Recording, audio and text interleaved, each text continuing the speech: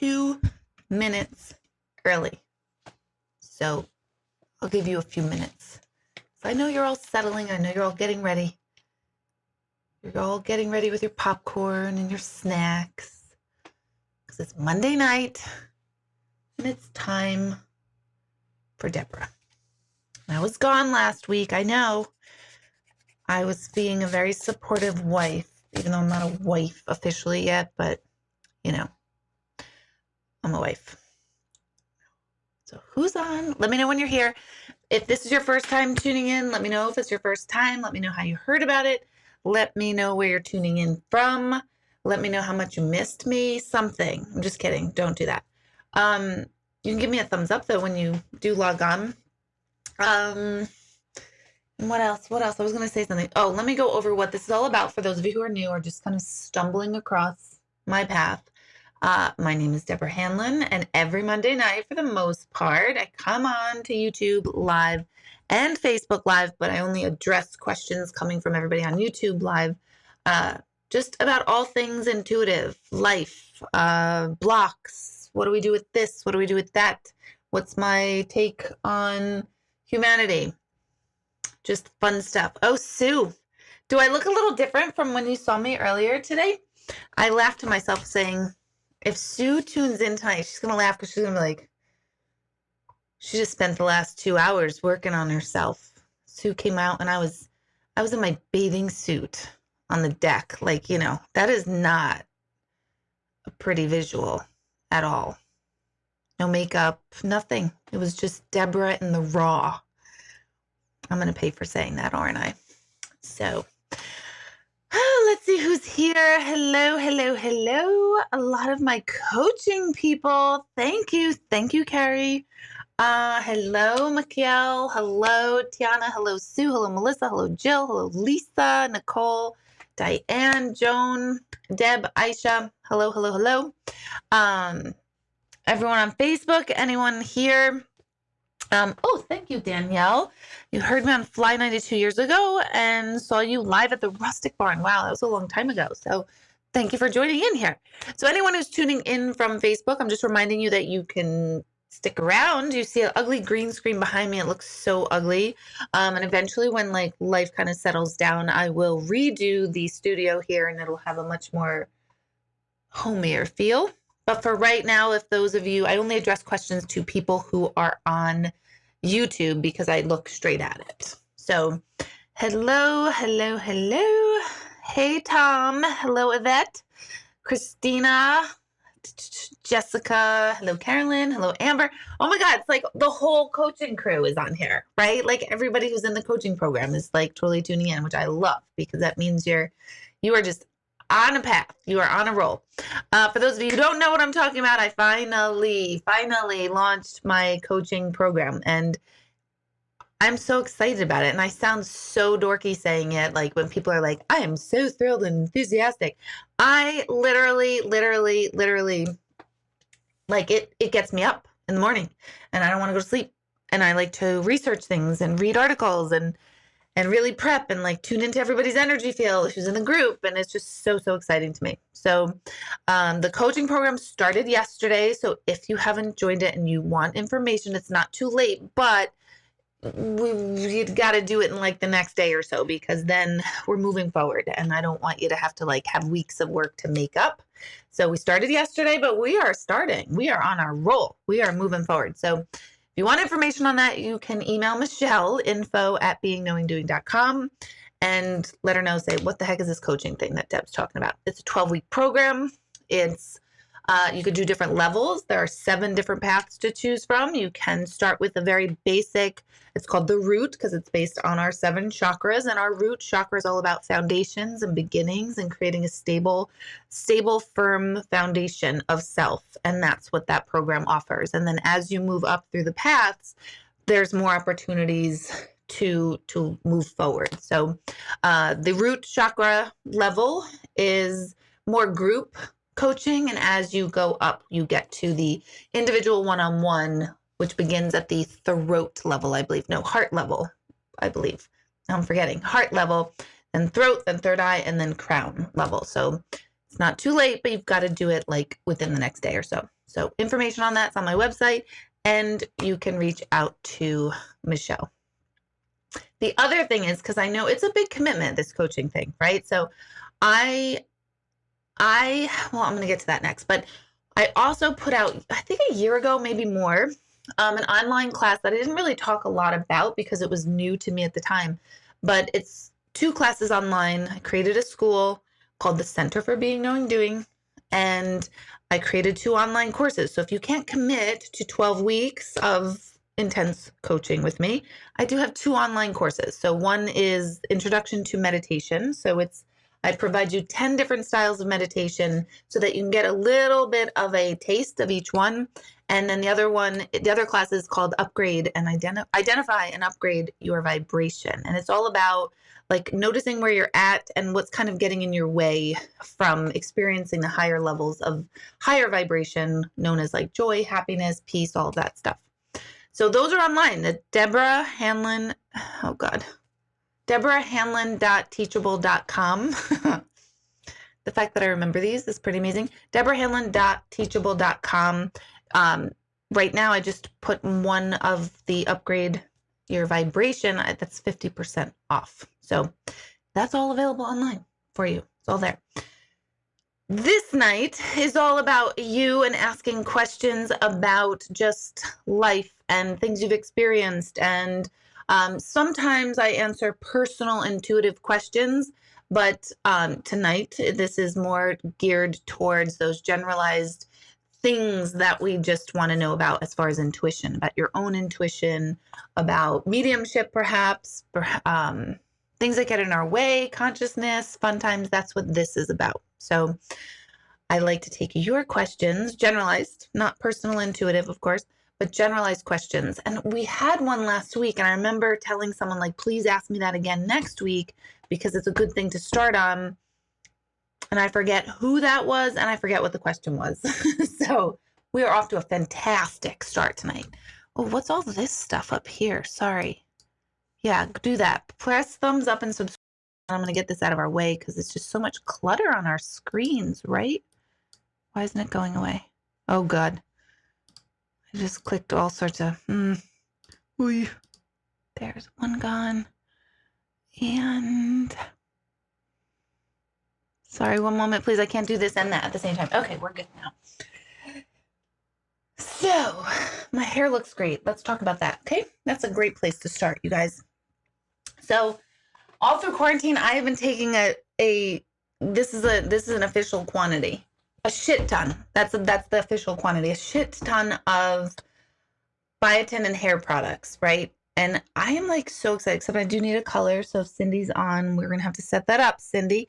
I've been really working on my hair, and I'm really excited to have long hair. Because as a kid, I had that little bowl cut. And then people used to mistake me for a boy. So then I had a boy complex. And then I got really tall. And so then I still had a boy complex. And now I'm a tall girl. And I'm 12. No, let's say I'm 20. Let's redo 20s. Those are fun. Not really. They sucked too, right? I'm good. So anyway, so thank you. Hair's exciting. So the other part of the hair thing is because we're in quarantine and I don't ever really leave my house, really, because it's a preference now. And I've hunkered down into borderline hermit. And I'm totally thrilled with it. I've never been happier. Occasionally we go to the food store. Occasionally Chris and I go for a ride in the car. Can't really say I've been in many other places, and it feels really good. My battery is recharged. But because I don't have to like get myself dressed and ready and accessorized, or not that I ever really did that, when I need to like do YouTube, I actually feel like doing my hair. So I actually showered before we came on.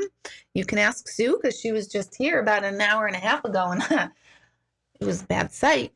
Hair was in the Corona bun, which is what I live in.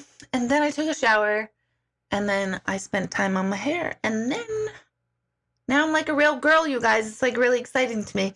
I've learned how to use a curling iron. I'm 44, and that was just not something that was in my skill set, and I'm playing with it. So I've got some work to do. Oops, this side. Some work to do, but it's exciting to me. So I get to pretend I'm a girl, but I don't have to. And it's exciting to me. So thank you. Thank you. You probably are regretting completely even mentioning my hair, Kelly, but I have missed you. I haven't seen you on here.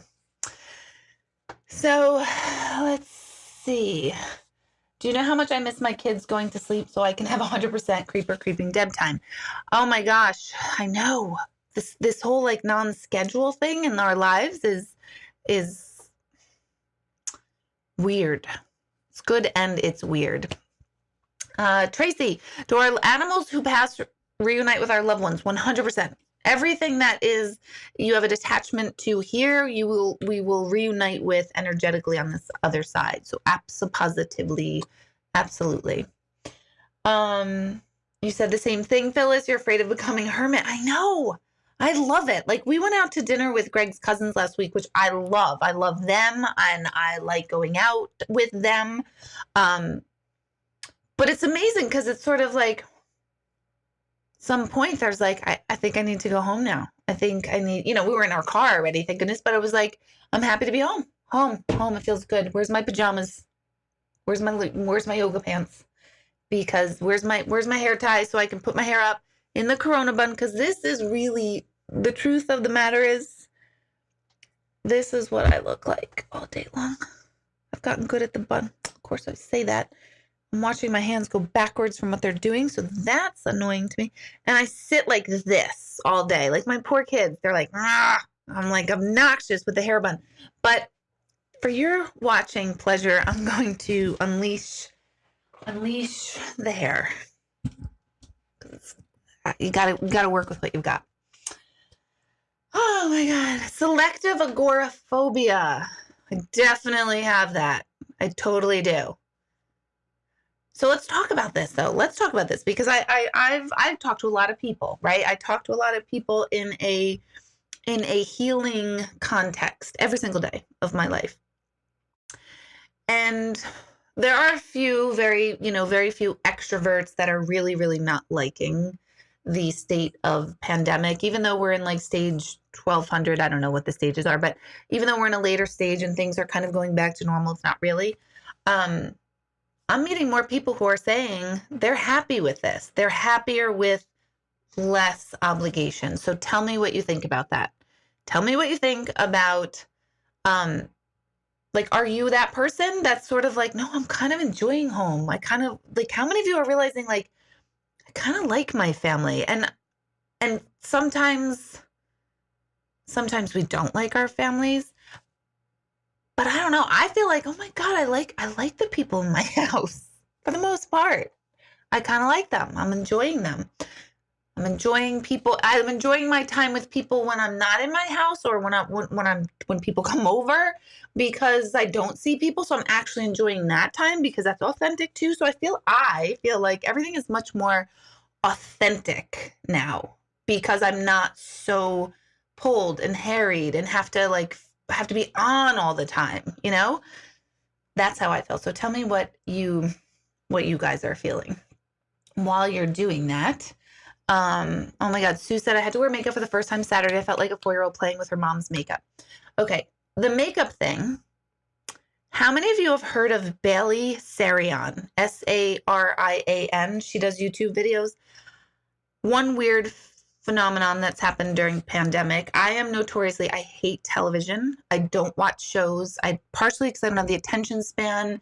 If I don't like it within the first 4 minutes, I'm never watching it again. Because I already feel like I know what's going to happen, even though that's totally arrogant of me. But I'm always like, the energy of this show is so predictable. And it's probably like the most not predictable thing ever. But I declared that it's predictable. And so I don't watch it. So I don't like TV. I have become a little bit of a YouTube junkie with Bailey Sarian. Let me tell you about her.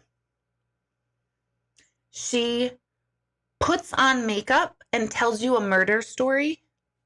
Like an actual historical murder story, right? I don't even like murder stories. I liked Criminal Minds. That was the show I liked. But I'm obsessed. The way she tells the story. And then she's putting on makeup. There's like a lot of makeup, right? Through the whole thing. So here I am. I'm like, I'm learning how to do makeup that I will never do. I will never own eyeshadow and know how to do the whole thing with eyeshadow. And I got a little bit of this going on that someday I will take care of. But anyway. So eyeshadow, like that is like, what, who does eyeshadow? And wow, kudos to you if you do eyeshadow, because that's a whole other level of like making yourself up. That is just wow. But she does this makeup, lots of it, lots of it. Her face looks perfect. She comes on imperfect and then she becomes perfect. She has wigs. Oh my God. And she tells you a story. So you're like entranced in. Got to look her up. Bailey Sarian, Sarian, Bailey. Look her up and tell her I like her. Tell her I want to be on her show, even though I don't think anyone ever goes on because I think she just does her makeup and hair and tells stories. She's adorable. She's fun. Love her. She's all about good energy, but she's great. Good energy as she's telling you about these real true life, like serial killer stories. Fabulous combo. So that, you just reminded me of that, Sue, playing like a 4-year-old with her makeup, because now I have makeup, like 4 things. You know, I have 800,000 lipsticks and lip glosses. That's about it. But now I pretend I'm Bailey Sarian when I like apply foundation. So that's fun. Kathy, is it possible to feel the presence of a loved one who passed? Absolutely. You're not making that up. That's a thing. I always tell people, like, if they're worrying, like, am I making that up? Am I just trying to, like, think they're around me? You're not making it up, because you would make it up 24/7, especially when we're grieving. We would pretend that we feel them, but it doesn't really work like that. So when you feel them, that's authentic. That's true. That's really their presence, their consciousness, their energy around you. Janine, okay, so we have nice dreams. Why do we have nightmares, especially of our deceased loved ones? Deceased loved ones in a nightmare is not a visitation. It is what I call a projection dream. And it's usually all of your life, your daily life stress and angst that's being projected upon the personality of somebody who has crossed over. And it could be someone you were very close with and you truly miss, or it could be like you have a great grandfather that comes through in your dream and they're horrible. So it's not really about the deceased loved one. It's not them coming through. It's all of your stuff getting projected onto them in a dream. Why do we have them? It's to help release. It's kind of like a release valve of stress and anxiety in ourselves when we have nightmares. Because if we're not dealing with stuff on the conscious level, the body through dreaming and / nightmaring will release some of that anxiety and stress by bringing it up to the conscious level, and that's how it gets released. So I read, because I'm not a dream interpreter, although dreams are extremely intuitive, so like I do feel and understand dream. I don't have a lot of dreams myself, but when people tell me their dreams, I can pretty much interpret them for the most part. But I lost what I was going to say there. Yeah, apparently wasn't that important. Oh, yeah, no, I got it. So I read that your dreams usually pertain to that day or the day before what was ever going on, which was interesting because I thought dreams were decades old. But according to dream researchers and dream scholars, if there's a thing of dream scholars, they say it's usually pertaining to events of that particular day or the day before. Oh, Carrie, thank you. Let's see. Eileen loves being home. Sue loves being home. I've fallen into a real sloth since CV. Hair, ponytail, slop clothes, even bother to put any on. No makeup. I look like crap all the time. Me too. Me too. Me too. And I literally find myself, and this is not good, but I find myself, I pass the mirror and I'm like, oh my God, you are ugly. Like, stop. But I laugh. I'm not even being mean to myself. I'm laughing at the state of affair of myself on a daily basis. And I'm totally fine with it because I'm like, I'm not doing more. I'm not doing more here. But I do laugh at like, my God, everybody in the house has to see this. This is sad. I feel legit sad for them, but not enough to change it. Yeah. I like no obligations, but I hate being told what to do more. So I'm wanting to go out more than ever. Yes, I'm that asshole. Yeah, I could see that. I could see wanting to do. I'm always like that. If you tell me not to do something, I'm like, oh, I got to do it. I have to do it.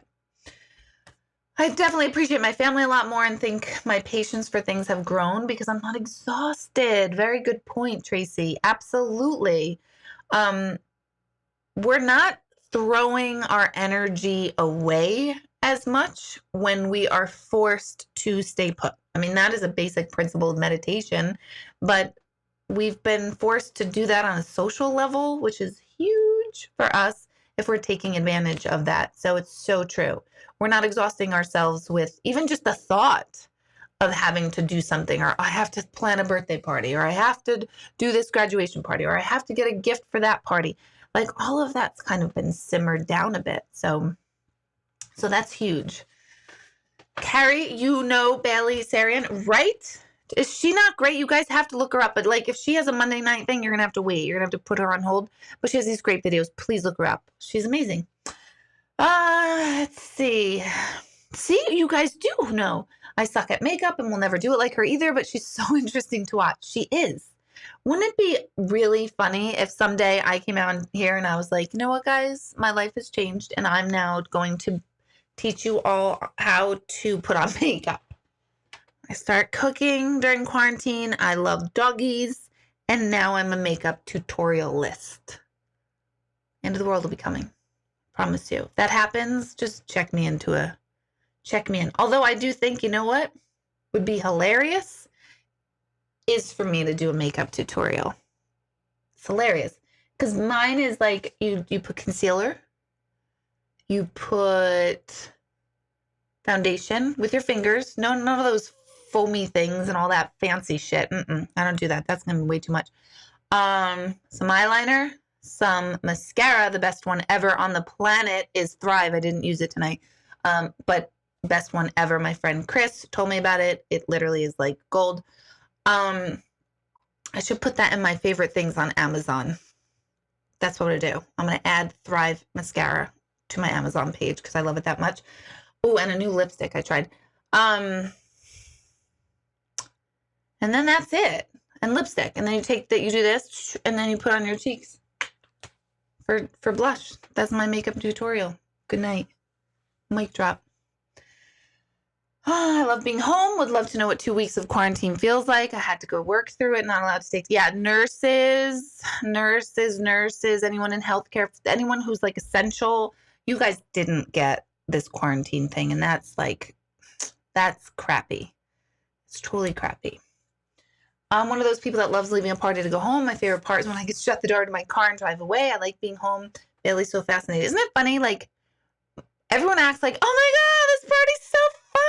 I love it. And then really inside, we're like, I want to go home. I want my pajamas. It's like all of a sudden we're like third graders that are homesick, right? Hello, Cindy. Hello, you're late. But look, we need to fix this, Cindy. So, yeah. Oh my God, Cassie, if you like murder mysteries, you're going to love her. I like the way she speaks. I love it. Donna, in the beginning, I hated it, but now I love not being on. Like I have to be at my job. 100% no when mine are all around. The butterfly I tagged you on Instagram this week was definitely for my friend. That was pretty cool. Nicole, that line was great. That is selective agoraphobia. She said, I made it up. It's as official as pathologically naive. That's another good official, not official, pathologically naive diagnosis word terminology. That's awesome. Does anyone ever truly feel your loved one's touch? I so miss my husband hugging me. Oh my God, that's the worst. Yes, they do. They do feel that. A lot of times you'll experience the knowing of like a hug, an embrace, a snuggle in a dream. But many times we do get a sensation of touch. And again, you're not making it up. Because if you're making it up, you would make it up all the time. So it's not something that you can just create with your imagination, because I can imagine someone touching me right now, but it doesn't mean I'm going to feel the feeling of them touching me right now, which is kind of creeping me out because I feel like I am imagining them that they are, and then I want to like scream and go like, oh my God, who are you? Get away. Who's touching me right now? So anyway, but yes.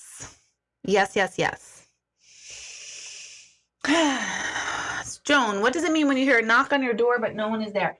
That means you're all about to get murdered. That's right. That's what that means, Joan. You are about to get murdered. Lock the door. I'm just kidding. I thought that was funny. I don't know. It could be many things. You have to ask in the moment, like, what is that? What is that? Is it an analogy? Is it metaphorical? Is it literal? Go inward, but I don't know. But if I hear a knock on the door and no one's there, I'm locking it and I'm running upstairs. That's just me, though. Since my stroke, my intuition is so much more intense. Does that make sense? Of course. Absolutely, of course. Couple of reasons. Depending on where the stroke is and if and what it damaged or impeded in your brain, it will cause a different neurons to fire off in your brain, which isn't necessarily a bad thing because it's a reprogramming of the mind in a non-official way, I guess I should say. So it depends on what's going on, but yeah, that makes sense to me. That makes sense. When anything changes with our brain chemistry, positively or negatively, that can absolutely change our ability to tap into our intuition. Pregnancy also changes intuition. Different times of the month can change your intuition, especially for women. So lots of things can change how strong, how powerful you are, how not powerful you are. Sometimes when you're feeling like low and like totally closed off, and then there's other times where you feel like, oh my gosh, I'm so in touch and in tune. All normal.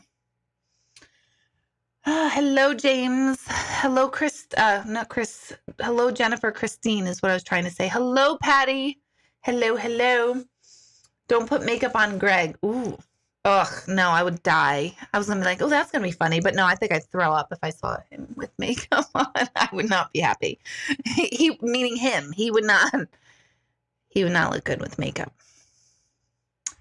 Especially if I did it. Let's see. You watch it, Tom. You guys watch Bailey. Hello, Carolyn. Hello.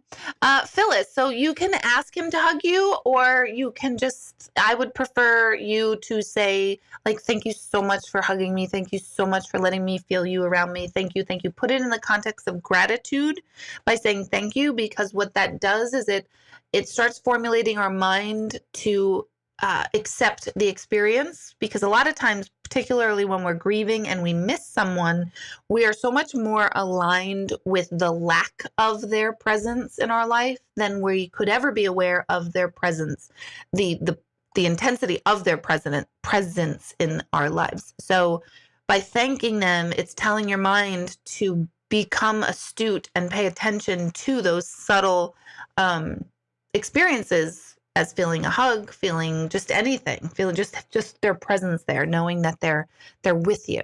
Yes.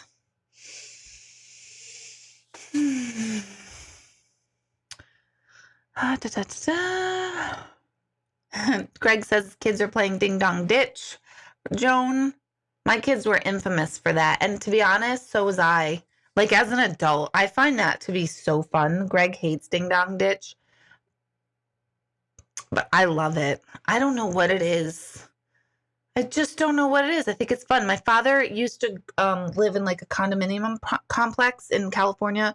So it looked like a hotel. Literally, like the hallways looked like a hotel. And it's the greatest fun on the planet. We would just like, ooh, knock, knock, knock, and then run. And even what's even funnier is if my dad was like walking behind us, we would knock on the door. So by the time he got to the door, people thought he did it. Oh my God, there's nothing more fun. I think I need to do that again. I do. Oh my gosh. I'm not drinking mommy juice. This is all natural. This is my water. Ooh, that looks huge. Let's see. I used to feel my boyfriend's arm around my waist after he was killed. Absolutely. Jack Mama, remind me what your first name is again. I know you told me before, but now I'm like forgetting what it was. Does my gram know how much I dream about her? Do they know about our dreams? If it's a positive dream that she's showing up in your dream, you're not dreaming about her. She's visiting you in your dream. So then, yes, she does know. And do they know about our dreams? They totally know. They know about everything. My eye's itchy. Hold on. I don't know what's happening. Something bad's happening. It's like burning itchy. Okay, it's better. So yes, they do know about our dreams. Oh my God, Joan, I hear knocks a lot and wondered. You do too, Donna, see? Oh, James. Okay. This is a good story. Everyone pull up a chair. Get nice and cozy in your beds. So last week, James sent me a picture of his wall. And behind this layer of paint, there must have been a little girl's handprint, either in paint or like, I don't think it was like oily or anything. I think it was dirty, right? It was like a handprint. And he said, can you see that? And I could vaguely see that in the picture. So he said it was creeping him out. I'm like, it's creeping me out, man, because like just seeing a little kid handprint on your wall behind the paint is just a creepy thing, right? We've all watched too many horror stories. So I told him, remind me to tell you a story about my best friend and her house. So thank you, James, for bringing this up. So my best friend was moving out of her very long-term boyfriend's and her home.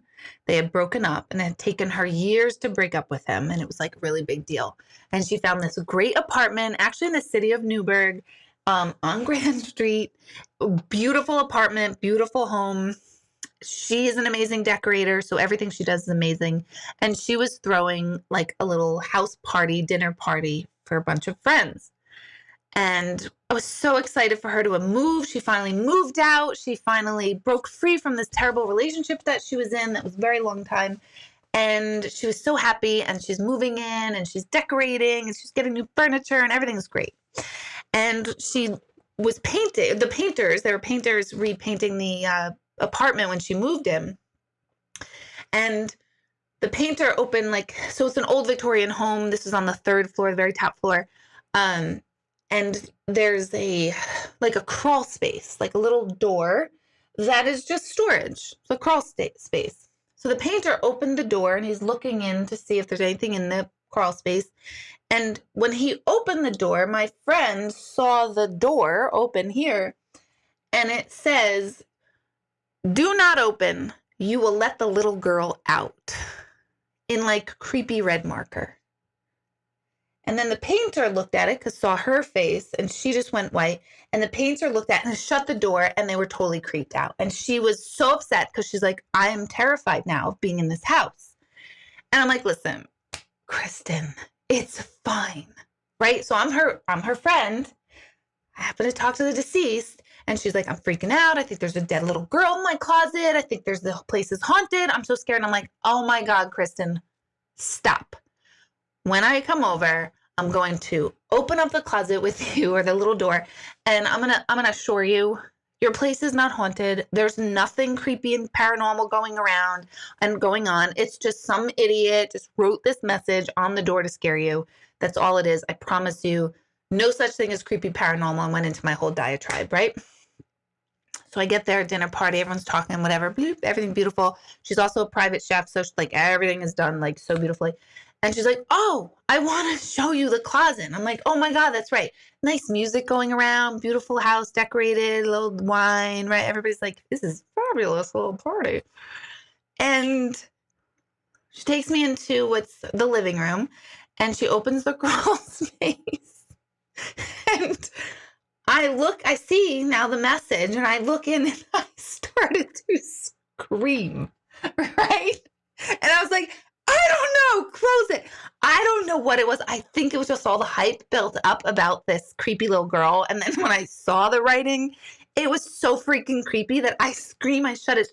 And I'm like, I hate this place. I hate it. I'm so sorry. Now she's crying at a dinner party. She's like, I knew it. I knew it. My place is haunted. Why did I move here? I shouldn't have broken up with him. Blah, blah, blah. Whole big thing, right? And then I'm like, oh my God, what is wrong with me? I just terrified my best friend. And why did I get such a creepy feel? And I'm like, Kristen, I'm sorry. Oh, wow. I pulled myself together and I'm like, I'm fucked up, right? I'm an idiot. I'm an idiot. There's no way there's anything haunted. There's no little girl in there energetically. I promise you, right? So I'm like, okay, let me just pull myself together. I wasn't expecting to see it. It was creepy to see the writing. Let me do it again. And I open the door and I'm like, nope, I am done. I hate this place. Something about this stupid closet is so creepy and I hate it. She's crying. We're laughing. We all just go into the kitchen and I'm like, ooh, I hate this.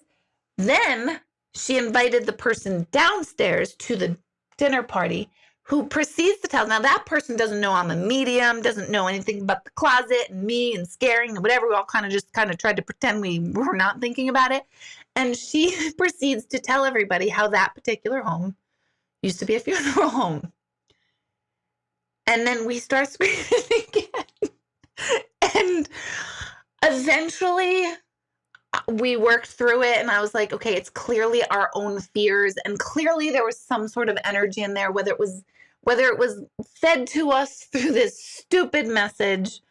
But I hope she's watching this. She lives in the Cayman Islands now, but I have to tell her to watch this to revisit this hilarious memory.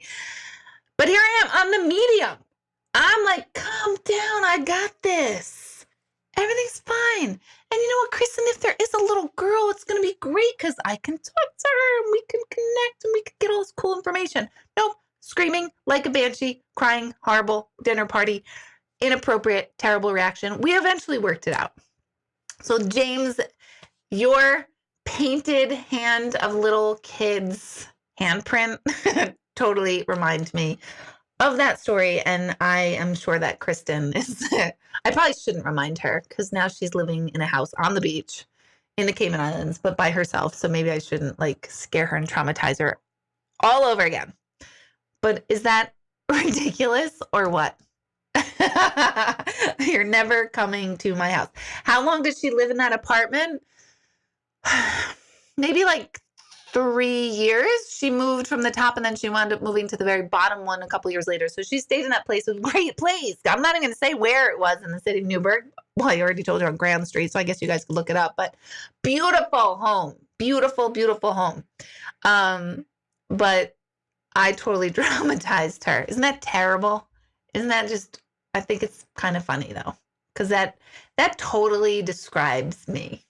Like, no, I've got this. We're fine. Why are we coming out of our Zen space? And then I put us all into complete panic.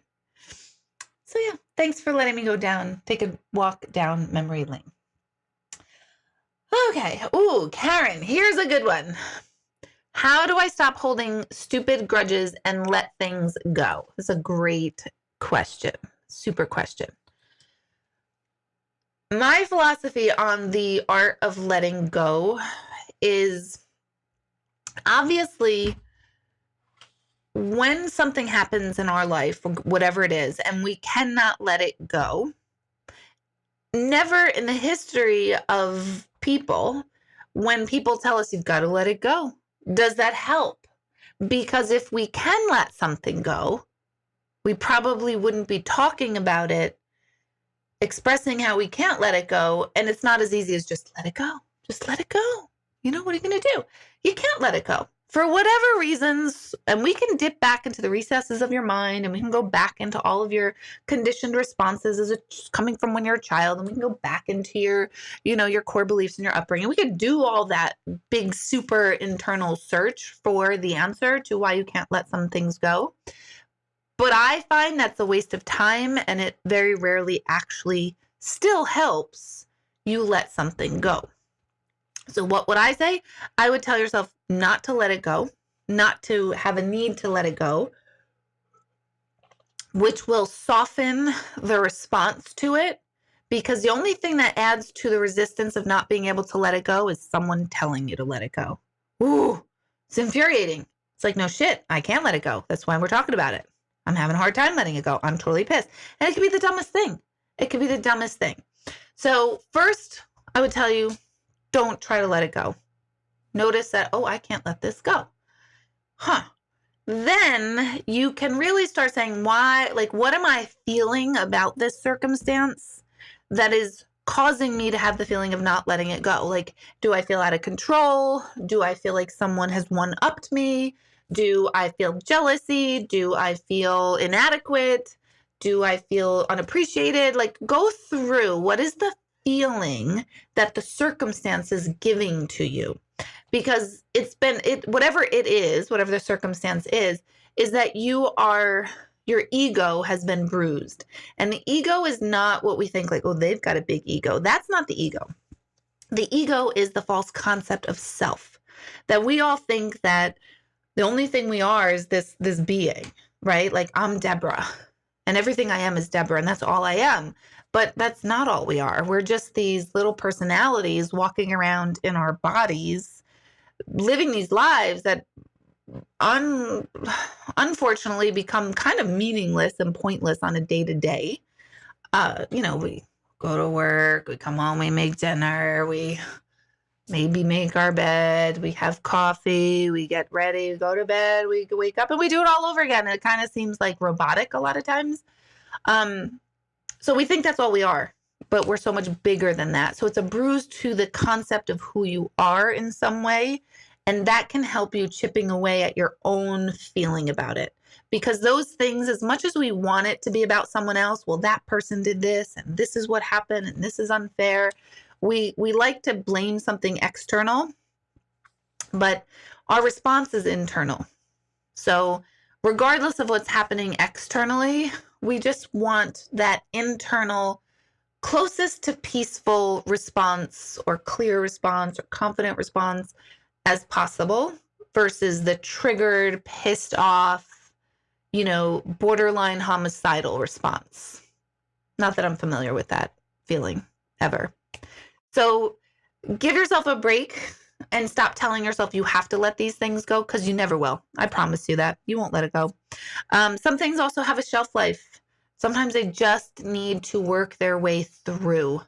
And then eventually you really won't. I call it, I don't get a charge over certain things or certain people. Like years ago, if I thought about a certain family member, oh my God, my whole body would clench up and get furious and then angry and then sad and all this stuff. And if I saw her name or heard her name, and now it's like, there's no charge there. And it took a long time to get to that point. So if you told me to let it go back then, wasn't working. And it's taken time. So be gentle on yourself. You're not the only person that does it. I love that you're asking the question, because somebody who is unconscious and holding grudges is never going to ask that question. So clearly you're conscious, you're aware, you're willing to look at your side of things, you're willing to do your work, your inner work, and that says everything. As soon as you become willing to do the inner work, and it is a lot of work, mindfulness and honesty, as soon as you're ready to do that, all the other stuff, you will eventually be able to let certain things go, but not by telling yourself to let them go. That's superficial, and that's not true or real. And side note, anybody, it's like if you catch yourself telling someone you got to let it go, you're not listening to them. I'm just telling you. You're not listening. You're not present. You're not listening, because you tell me when that's worked for you. So anyone who's saying, I got to let it go, is someone who's just probably not the one you want to take that concern or grudge to help process and work it through. Sometimes we just need to vent too. And then when someone says, gotta let it go, you're like, oh, really? Now I fucking hate you too. So now I'm doubly pissed at life. Now it must be me. I am a nasty person. I am the rudest person. This is the inner dialogue we all do. That's just a lot of energy expended. So that's a great question. Carrie is asking, an accident in a dream, what is up with that? Depends. If you're in a car or in some sort of vehicle, usually the vehicle is a metaphor for yourself. So if you're driving a car and the car crashes, it usually is a metaphor for you are feeling like your life is out of control or something has crashed and burned. So it kind of depends on the other circumstances in the dreams than just the generic, for me to have a generic response to just any accident. But it's normally not a premonition. I can tell you that. Most dreams are not predictive dreams, although people do have and have had predictive dreams. Most are not. Okay, so I have an important decision to make quickly. How do I turn my asshole brain off and clear the BS. I need clarity. This is a good question. You guys should be in my coaching class. If you're not, I don't know what your name is, so maybe that you are, but how do you turn off the asshole brain? You have to feel it. You have to feel it. If you have to make a decision between this or that, feel your way through this response and then feel your way through that response. So if I need to make a decision where I wear a red scarf or a green scarf, I'm going to feel my way. Like, which do I feel more like, just which one feels right? I might feel like wearing a blue scarf on Valentine's Day, which isn't right, because typically on Valentine's Day, we associate red and pink with that day. So we would think that, oh, red will feel right on Valentine's Day. But if you really like, and this is an example, obviously, if you really go inward and go, no, I really feel like wearing this blue, then you wear that. So what I'm saying is a lot of times our intuition goes against logical reason, and it goes against like social mores and values and expectations. And that's how you really know, like, no, this is right for me. I don't even know why. And stay away from having to justify your decision. What do I mean by that? When we feel like we have to have a reason behind a decision, we're thinking too hard. And when we are, when we have to explain to somebody, what's a good example of this? Oh, well, I decided not to take that job. And even though you offered it to me, and like, I feel really grateful that you offered me that job. Like, I'm really concerned about getting in there in the morning. And like, I have little children, I have to drop them to daycare and it's too soon. That's a lot of justification. If you've been presented a job and it just doesn't feel right, and now you're reaching for reasons why it doesn't feel right, that's you in your head. If you go approaching a job, something about it doesn't feel right, you could first ask yourself, is this fear? Am I fearful of not being adequate enough? You can go there. But if it's a clear no for yourself, stay there. No justifications. No, it just doesn't feel right for me at this time. That's it. That is literally it. And you'll feel better and have clarity if you don't have to have all the reasons, the answer to the why. Well, why do you want this? Why do you want that? Why do you think that one's better? Why? The question why, in all my classes, we address this, because this is an issue of head versus heart, logic versus intuition. And so as soon as we hear ourselves ask why, just the question why, we go right to our head, because our logical mind is the domain that would answer why. Why do birds fly? Oops, I don't know. Let's find out the physics reason why birds freaking fly. Why does so-and-so respond like that? I don't know. Let's find the reason why so-and-so responds this way. Why do I respond this way? Why is this way? We're always going to try to find an answer. But if we feel our way through something, kind of feel like, I don't know, this feels right. You'll hear, why does it feel right? I don't know. It just does. And we've all had that experience when something didn't feel right and we did it anyway. And how'd that work out for you? Normally never works. Oh, Kim, that's right. It's you. Thank you. So does that help? Does that help? I don't know what your name is because I just see Calderd. Calderd? C. Alderd, maybe? So I hope that helps. I go out every night around midnight to meditate under the stars. The other night I saw a white blur go by me, white from looking up. I believe it was an oil. Oh, an owl. Okay, sorry. I'm like, ooh, I've not heard of an oil in the sky. I don't know what that is. An owl, very silent. Does this mean anything? That's a good question. What's good about the question isn't even my answer. What's good about the question is this is a perfect example of what humans do. And it's also what makes us human, but it's not very efficient when it comes to our spiritual self. What do I mean by that?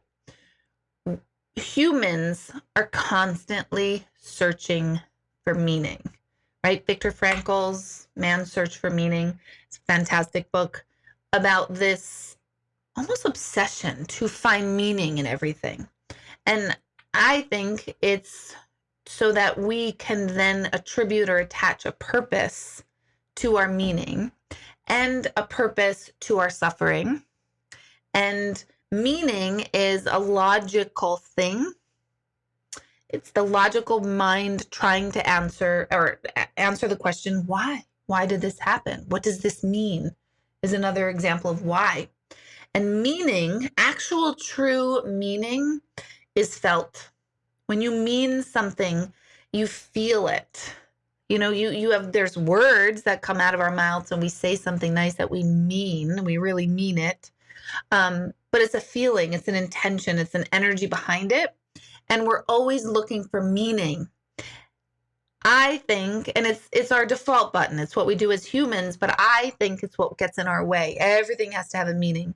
What did that number mean? What did that butterfly mean? What did this mean? What did that mean? And it kind of limits us, and it erases an experience that was just a beautiful experience, because the minute we ask why or what does it mean, it makes that thing smaller. Oh, it meant, if I tell you that owl meant that you're wise, right? You'll go, oh, okay, that's great, I'm wise. But then what? It's not enough. It's not wise about what? What was I being wise about? How will I know if I'm not wise? What will show up when I'm not being wise? Will the owl come back? If it doesn't come back, does that mean I'm not wise? See, that's what happens to the brain. Once we attach meaning to something, we have to get stuck to it, instead of experiencing it and enjoying the experience in the moment as it is. That there was this experience, meditating on the stars at midnight. It sounds absolutely phenomenal and fabulous. To have this experience that you felt visited by or sharing space with this white owl. So I would caution people to have to attribute meaning to everything, because it limits it. Same thing with words, right? Language limits us. Language actually disconnects us, because if I use a word, if I describe a scene of, I don't know, the Red Rocks in Arizona, in Sedona. If you've never been there, you don't know what I mean. Like, you might have seen a picture of them, you might have seen it on TV, you might have a sense of visual, but being there and experiencing something, you can't put words to it. The Grand Canyon. Oh my God, you can't put words to the experience of the Grand Canyon. You just can't. You cannot put words. And the minute you put words to it, it limits it and makes it even smaller. Grand Canyon, oh my gosh, it's vast, it's huge, it's colorful, it's unbelievable. It's like your mind isn't really seeing what you're seeing in front of you. People are like, oh, okay, got it. Sounds pretty cool. But being there and experiencing it is bigger. It makes things bigger. So that's the difference between being in your mind and your head, trying to find meaning. It limits things.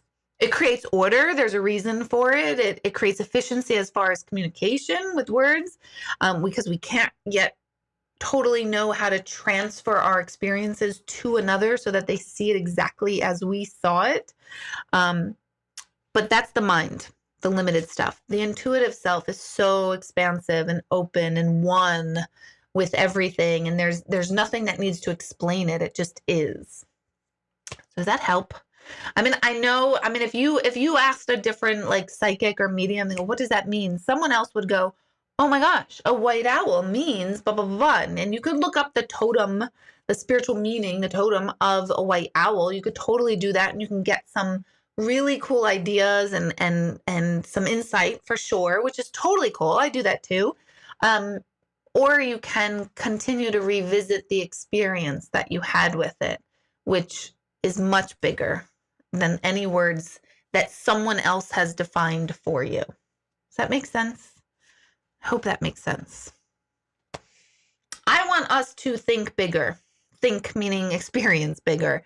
I'm kind of tired of people accepting other people's explanations for themselves because it's limited. My whole work has been transferring to less mediumship, although yes, I still do appointments. I do phone appointments, and yes, I will probably always do them, but it's limited. I'd much prefer to teach people how to have an experience and accept an experience than to have 1 hour on the phone with me or any medium and have to hang on my words and my experience for you, and then you go on living life and the rest of your life feels lack and not as exciting. I would much rather help you turn the lights on for yourself to go, okay, here they're here, and when you're having XYZ, that's them, and this is how you experience it. You open yourself up. I find that much more rewarding, and I'm getting away from this rote, here's what this means way of thinking and living, because it's limiting everybody. Because maybe you, Jen, had an experience and a thought that came up that meaning was, and if I don't validate it or another psychic doesn't validate it, then you might start questioning your own experience because someone else didn't say it. And I don't want that. I don't want someone putting more trust in my intuition for yourselves. I much rather teach people to love their own intuition and get on their own path and feel really strong all the time versus just the small amount of time I might have with someone who could see for me. Does that make sense? Does that make sense to everybody? Hello, Sydney. Hello, hello. Let's see what's happening over there. Some weird posts are going over there on Facebook, so I'm gonna ignore that.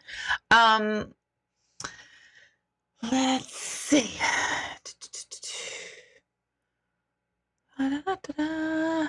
Hello, Heidi. I've never come into your house. I'm way back. How long does she live in that apartment? Handprint will cover. Nice. She lives in the Cayman Islands. I know. Here, I thought you were kidding. Nope, I was not kidding. Great story. Hi, Deborah. Maybe some things are not meant to let go. That could be true. Marlene and Greg are talking. That's how I feel. I know I can't let it go, and I accept I can't, and I accept how bad it hurts, and I tell myself that's okay, but I have to live and function with the hurt. Yes, but here's the thing, Jen. Living and functioning with the hurt is the worst. It's the worst. Nobody ever is like, God, really loving the experience of anger and hurt. And it's really making me feel connected to the universe and who I am. Nobody does that. Nobody. We all hate it. We all resist it. We all get angry about it. We all think we're doing it wrong. Then we also like to blame that other person. And we think life is bullshit. And then, we go on this whole big thing. It's the human response. So we don't like it. But what comes out of it or through it as you move through it is so much more grounding. And you're obviously working on it so that you will get to that point of feeling completely like, I'm actually not charged by that. It still hurts. Like when I gave the example before, I still occasionally will feel hurt or angry about something that a family member and I had happen. But I'm not charged by it. I'm literally not charged by it. And I never thought I'd get to say that, where it's just like, yeah, that sucked. Yeah, could have done without that, but it's all right. I'm good now. It's fine. Like, it's fine. And I wish it didn't have to happen, but it did. And I move forward and it's fine. You know what I mean? So, you'll get to that point. And just because you're not in that point today doesn't mean you won't eventually. Also, on that note, there are times where you can, you move through it and you're good, you're okay. And then all of a sudden something triggers it and you're rocked down again. That's part of the curve of healing as well. So when something comes back up, this is for everybody, when something comes back up that you thought you solved or healed, and it comes back up and you're like, oh my God, I did all that work. I worked with that therapist. I worked with Deborah. What the hell's wrong with me? Nothing's wrong with you. It's what happens. Things come to the surface and then they move out again in waves. So it's the process of healing, and it's horrible. It's terrible. It's so aggravating. I'd love to skip the human experience and go right to energetic, consciousness, spirit, but it's just not what we do. I'm just reminding everybody on Facebook that if you're watching on Facebook, you can stay watching on Facebook, but I only address questions to people here on YouTube.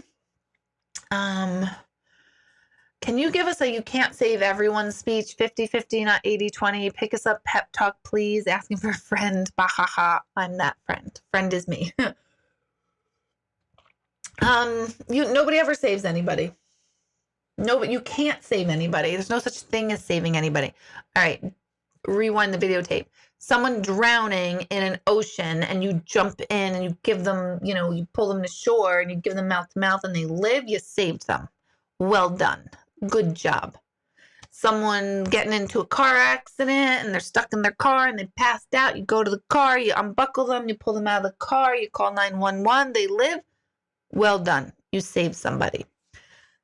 Other than that, you're not going to do shit for anybody until they want to get themselves out of it. Plain and simple. It's just not going to happen. It is not going to happen. It has not ever happened in the history of life that someone literally is responsible for saving someone. Yes. Can you say, well, no, someone made me see how much I meant, they loved me and I felt loved and therefore I got myself out of something. Yeah. You can give love to somebody, but you can't save them. It's also preposterous, not a fabulous word, to think that we are that powerful to someone else. That doesn't mean you can't help, assist, want the best for, and especially you, Kelly, because we get stuck in this hamster wheel of thinking, wishing, waiting, believing that we can change someone, and it's just not going to happen until they make consistent strides over a long period of time that show otherwise. No one's doing the work. And you actually help someone more by pulling your attention away from them. It's kind of like training a dog. That dog doesn't really learn to sit when you're smothering it and giving it hugs. But when you hold off on a treat, they finally learn, like, oh, I get something good when I sit. So you have to kind of sometimes remove yourself and not give anything in order for them to want something. And then their behavior has to change in order to get something. So that's that. And 50-50 is not totally accurate in relationships. Sometimes it is 80-20, but over time, sometimes it's 80-20, sometimes it's 20-80. Sometimes it's 50-50, sometimes it's 10-90, but in a relationship as a whole, it's got to be two-sided. But there's a lot more here to you, my friend, you in particular. There's a lot more to it. Maria, not letting go at times does bring me a sense of peace. Should I call my therapist? We should all call our therapist. No, I could totally relate to you on that. Totally. Nope. Sometimes our grudge and our anger is protecting us because we don't want to let it go because we're still attaching letting it go with allowing something to happen or being vulnerable again. So yeah, sometimes not letting go totally feels better. 100%. Is it better? Probably not, but you can't push against a wave that's coming. A wave is a wave. Just because you don't want a wave to be a tsunami doesn't mean you're like, oh, okay, tsunami wave. Like, please don't be a tsunami. And the wave goes, oh, no problem. Sorry. I didn't know you wanted a puddle. It doesn't work like that. Tsunami is a tsunami. That wave is coming. And now you have to find out, like, do you have a boogie board to surf that tsunami? Do you have a boat? Do you just hide? What do you do? Do you get an airplane? I don't know. What do you do in the tsunami? So sometimes we just cannot let go until we can. Until we do. I'm on fire tonight. Woohoo! It's good. There's only one issue in person that continues to haunt me. That's progress for you. All the rest I've long left behind long ago. It's huge. Not letting go in certain circumstances is warranted. I get it. Yep. I believe. Yeah. Yep. There's probably different definitions of letting go too. Some people might say, well, when they say you can forgive, but you don't have to forget. That one's my favorite. Not really, because it's like, I don't want to fucking forgive, right? I'm never forgiving. It feels really great to not forgive. I have finally come to the place where I understand what forgiveness is. Like, I don't forgive anything. I don't forgive shit, but I can feel like that compassion to myself for a situation that I'm only 50% responsible of, and I pulled my energy back and I'm not taking on that person's responsibility of it. So yeah, there's different layers of, forgive and forget. And we all know like forgiveness is, or staying angry is like drinking poison that was intended for something. We know that's Captain Obvious. I hate when people tell me that, Deborah, the anger is only hurting you. No shit. Once again, note to self, who am I not going to vent to in the future? Right? You guys hear me? Just always be the person you want.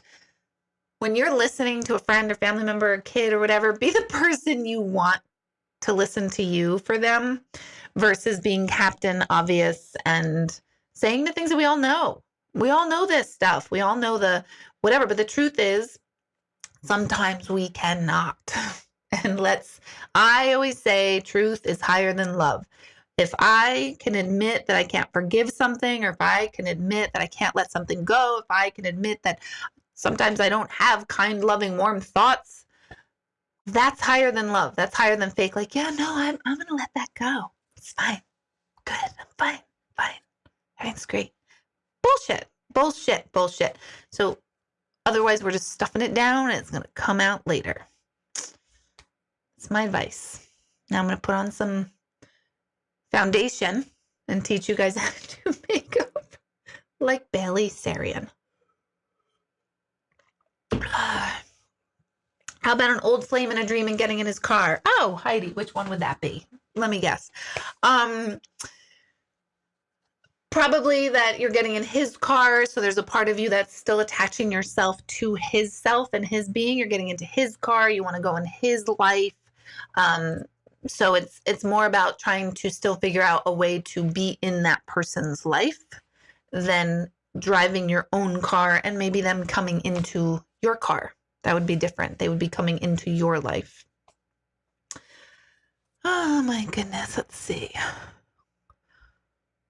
Ooh, I saved a baby from drowning in a pool in my dream. I'm curious to what to interpret about that. Pool is all about emotions. Anything to do with water is about emotions. A pool is about emotions, particularly social emotions, like your peer group emotions, how you're viewed by your peer group, which includes your immediate family. Babies are also anything new, like new project, new creation, younger version of self. So I would say there's something to do with like saving a younger version of yourself emotionally is what that would most likely be about. See, Maria answered it. Maybe you saved yourself in a way. Well done, Maria. That's hard these days. COVID schoolwork decisions constantly questioned. Yeah, I saw in the Newburgh City School District Facebook page, which well, I'll reserve that comment. I saw on the Newburgh Enlarged City School District that they say that today was the deadline to choose whether you're going to have your child in person or virtual, and that, that decision sticks till at least January. And I got so anxious for everybody at Newburgh thinking, oh my God, what if I make the wrong decision? And people had questions, and, then there's so much anger about people, and then people taking it out, and the school district sucks and nobody knows what they're doing, which is really terrible. Did I just say that? Why are we criticizing the way our school districts are handling a situation that they have zero guidance and they're trying to figure it out and they want to try to take care of everybody, but somebody's got to complain about something all the time? I feel terrible for all administration of all school districts across the world that are trying to figure out the new normal for this pandemic timeframe. My God, God bless those logistical people planners, because that is a nightmare position. They can't win. They cannot win. So I was getting so tense. My kids don't even go to Newburgh. I don't know why I was on the Newburgh page, but I'm reading it and I'm like, are you freaking serious? You're blaming the administration for a global pandemic? They had plenty of time to plan for this. Not really. All summer long. Yeah, because there's nothing else going on in the summertime either. Made me crazy. People, stop complaining. Shut up and try to do your best. What are you contributing? Has anyone asked, hey, school district of my town community, do you need help? Do you need help giving out lunches to those children who need to go to virtual learning, but also need the lunch program. Do you need help with that? Can I volunteer? Do you need someone to help check children in and take their temperatures on their way in? How about that? Where are you people? Why are we not doing that? That pisses me off. It's driving me crazy. Like, can you be of service? Can everybody stop demanding their kids' needs to be first before everybody else's? Well, I don't know if they can play sports or not. Shut up. It'll get answered. Oh, I was so ticked off. I read it this morning. I was like, you people, shut up. I wanted to type in. I'm like, you know what, Deb? Just stay in your lanes. Your kids don't even go to Newburgh. But God bless anybody in education at this point, on any level of education. Bus drivers, janitors, support staff, administration, superintendent, budget makers, government, whole gamut. God bless all of you. How do we help you? Let's do that. I'm sorry for my rant. I was really pissed off this morning and you reminded me of that. I'm back to my spiritual self. Let's see. I hate the dentist, but I tell myself it's mind over matter. Take the thought out of my head. Once the drill starts, this is what I'm saying. Take this thought out of your head. It's mind over matter. Oh, yeah.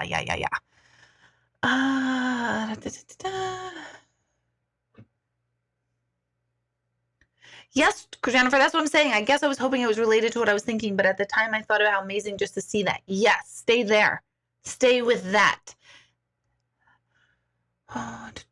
Hello, Tom. I see you. Several dreams I have over and over. Subjects never change. If I look up the symbols and understand these dreams, but am I being told something? Is there something I need to learn? There's lots that we all need to learn. I would look into the symbols and see for symbol, well, all dreams are symbolic, but for the symbols that are coming up, identify what you know about those symbols and then research them more to find out what you don't know about those symbols, because the symbols themselves, if they're ones that are familiar to you, then you're sticking with an archetype or a belief system pertaining to that symbol. So in other words, say a symbol was a cross, a crucifix, right? Say you were raised Irish Catholic. You have a preconceived idea of what the cross means in your dream, but it might not mean that, because you're just automatically thinking, oh my God, is someone getting crucified? Do I feel crucified? We start attaching those meanings, but look into a different definition if you want to go this way, kind of was opposite of what I was saying before of not looking into meaning. But if you want to then identify the symbol and find out what it is you don't know about the symbol, because we have attachments to symbols. Hearts, we have attachment to. Star of David, attachment to. Scales of justice are symbols we have an attachment to. Your horoscope sign, you have an attachment to. So symbols are symbolic of something, but we also have a preconceived attachment to what that symbol is. Does that make sense? Hello, Noreen. That was so relevant to what I was just going to ask. I don't know which one, but okay, that's good. I'm glad. Can't save someone. Okay, losing my dad. I'm having a hard time knowing I can't fix his symptoms by getting him help early. Any tips on self-care during the decline? Oof. Especially generally, and then specifically for you, Carolyn, is constantly remembering it's not on your shoulders. It's not all up to you. That's something that we all always feel, is that oh my God, if that decision is made, I feel like it's up to me. It's up to me. It's all up to me, up to me. And there's a bigger picture here. So sometimes when we're overly responsible and overly accountable, I use this phrase in readings a lot. Sometimes our superpowers of being overly responsible and somebody who is accountable actually becomes our kryptonite. It weakens us because we become overly responsible and accountable. And then we feel like, oh my God, I'm tied to everything all the time. So what we're good at can also become the thing that we keep going to and turning to, and it doesn't work for us. When it's out of balance, it's out of balance. Even too much of anything good is out of balance. They say the sun's rays are good for vitamin D, but too much of it's not. Too much leafy greens. I don't know. Did anyone ever say too much leafy greens were bad for you? You know what? I'm going to say that it is. You know what? Because I'm going to make everybody feel better about not eating too many leafy greens. You're welcome. You're welcome. But you guys know what I'm saying. Anything in excess is not necessarily good for us. Let's see. How do you get in touch with what your soul path is? Hello, Lisa. It's been a long time. I haven't seen you in a while. You're on your soul path. You can't veer off of your soul path. You're on it. So it's kind of like the yellow brick road. Just keep following it without questioning it, realizing, okay, this is it. But when you feel like there's something missing, it's usually that there's something that you want to serve and you can't, or there's something you want to be acknowledged for in serving and you're not. That's usually one of the things that makes us feel like we're not on our soul path. Sometimes like we're so conditioned by society too. Like people think our jobs are supposed to be our purpose. Some people's jobs are their purpose. I feel like my job, thankfully, is related to a portion of my purpose. I personally can't be someone who has a job that doesn't make me feel purpose. That's how I'm wired. I could never keep a job if I didn't feel I served some kind of purpose. But other people can. Other people say, no, I just work my 9 to 5 and I come home at 5 and I don't, I work Monday through Friday and then I have my weekends and I'm moving towards a pension and that's great for me. So it depends on where you're at. What do you want to define you? Does that make sense? But your path, you're on your soul path. How long does it take for someone to cross over, and do they hear their eulogy, and are they at their funeral? Yes, yes, yes. They're totally hear their eulogy. They're totally at their funeral. There's no such thing as time as far as them crossing over. It's even if I say it's instant, it's quantumly instant. It's in human terms, I'll give you a human denomination of time or nugget of time, which would be a second. But the reality is that when we are here in the physical and our consciousness is housed in our body, and then when we realize we are not our body, it's one and the same. And that moment is infinity itself. And we become aware that we've always been infinity and we've always been consciousness and we've always been connected to all of it. So it's not time centered or related, but as humans on this side of this definition, I'll tell you it's a second, but it's not literally a second. It's so much cooler than that. It's the awareness of, oh my gosh, you mean to tell me all this time I believed I was Deborah Hanlon, and yet I've been one with the cosmos and all of time, and I'm all of consciousness, and I'm linked to everybody and everything else in time and space throughout time and always have been. That's what death happens. So that happens instantly, but infinitely instantly. That's a nice book name. Don't anyone take it. I might use it. Oh yeah, don't forget to thumbs up, share. Teachable course, deborahhanlon.teachable.com. I just put it on 50% off for upgrade and identify your vibrations, so you can kind of see where are you at right now and what do you need to do to get yourself into a higher vibrational pattern if it's possible. That's there. Introduction to meditation is there as well. Coaching, it's not too late to get in on it, but this is the last week, and like do it like tomorrow, Wednesday, the latest, just so that you don't miss, because we've already worked on 2 hours worth of content this weekend. So I want you to catch up with the group. But some people are saying, oh my God, I didn't do it. This is literally, truly, truly, truly your last final moment. All that information is on my website, or you can email the office info@beingdoingdoing.com. How do you deal with someone you love committing suicide and thinking that the love you have should have saved them? It's the worst. That to me is one of the top, torturous, hell on earth experiences, because it's just torturous. And there's a part of the human mind that won't let us let that go and realize that's not true, even though there's a part of us that knows, our heart knows it's true, but our mind tells us otherwise. There's a couple of things with that. Nobody ever dies when they're not supposed to. So if it wasn't through suicide, something else would have taken their life, because we have a time and date. We just changed the how we pass. I would look at your own side of that to really examine, where do you feel inadequate in your love to anyone? Because really that's the source of it. we can't love someone into loving themselves, sadly. And women especially, we are very guilty of this. We think, well, I'm going to love them so much that they are going to finally see their worth and value. And ironically, we do that because it's very much how women want to be loved. I want someone to show me how much they love me or tell me how much they love me so that I can start seeing and feeling my worth and value. Not that that's accurate either. That's not good either. You want to come from yourself, but that's how we love the way we want to be loved. And it's very, very female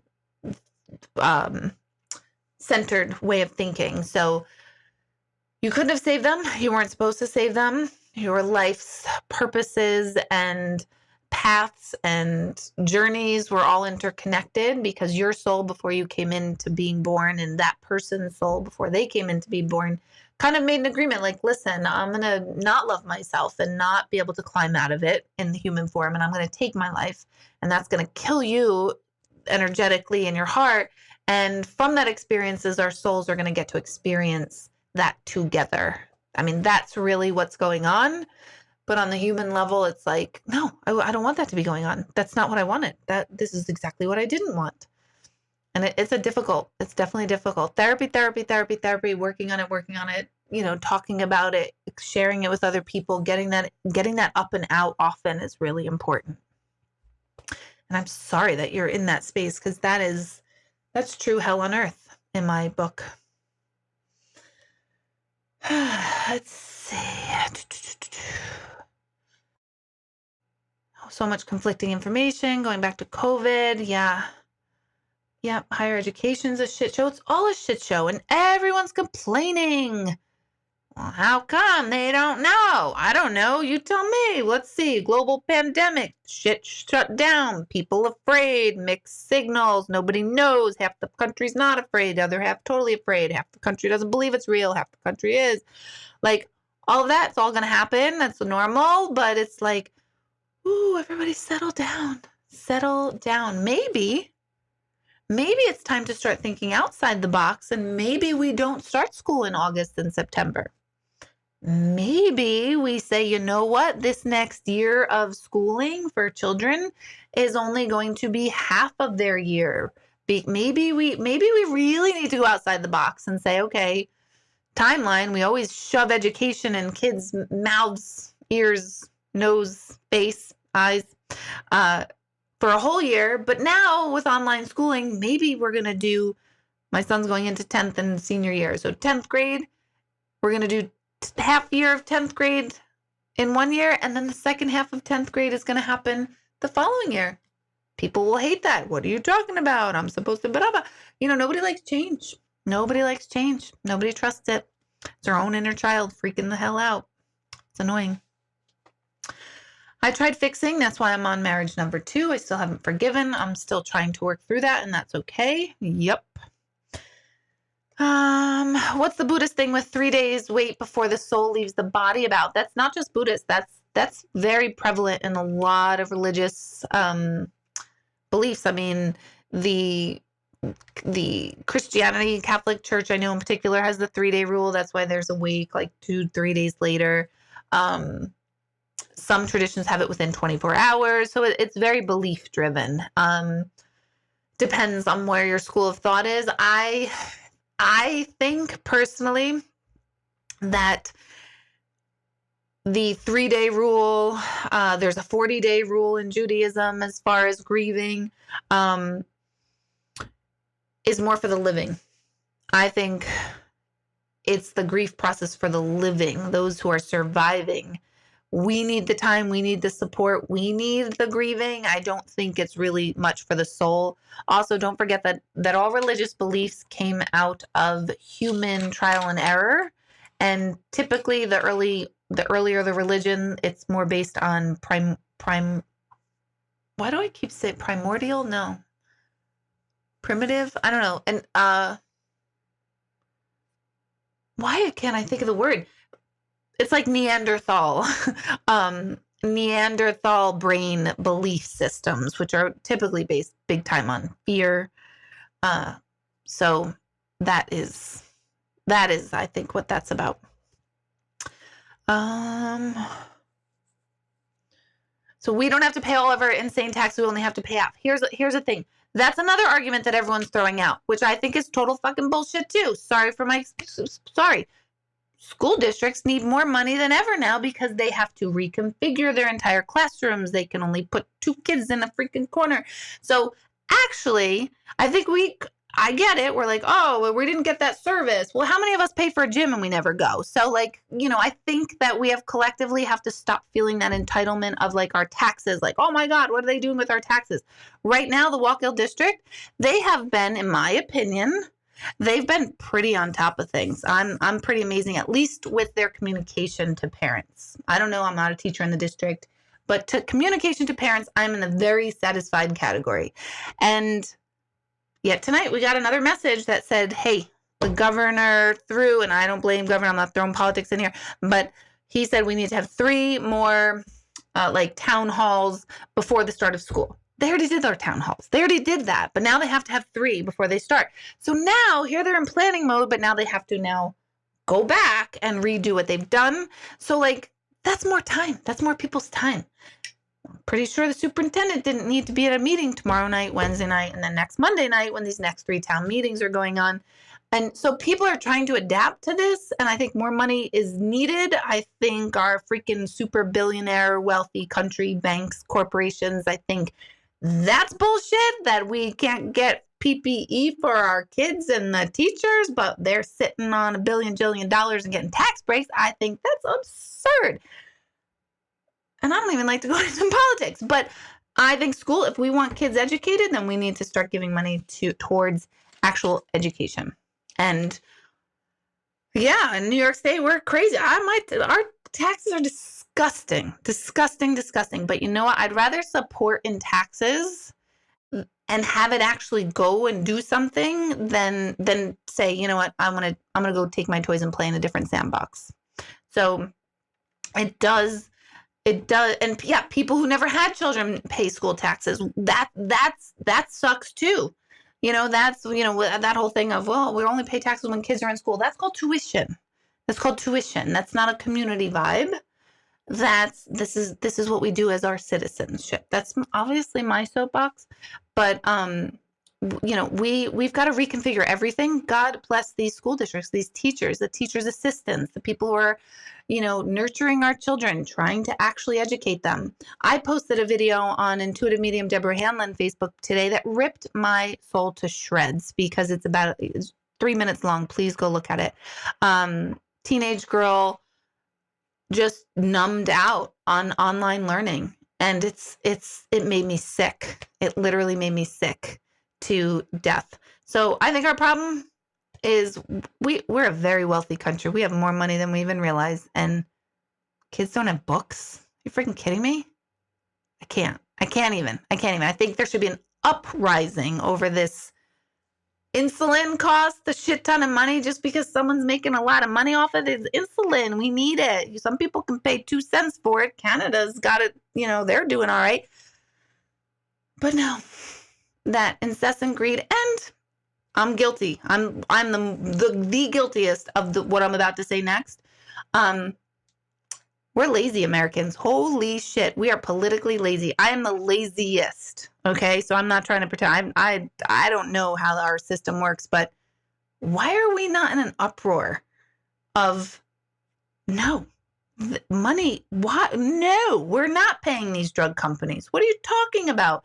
Pandemic. And now we're out $4,000 because we had to go get vented, or more than $4,000 for that. But why are we not in an uproar? Why? Because we're so freaking busy fertilizing our lawns, buying stupid shit from Walmart that we don't need, contributing to our excess, myself included. Guilty.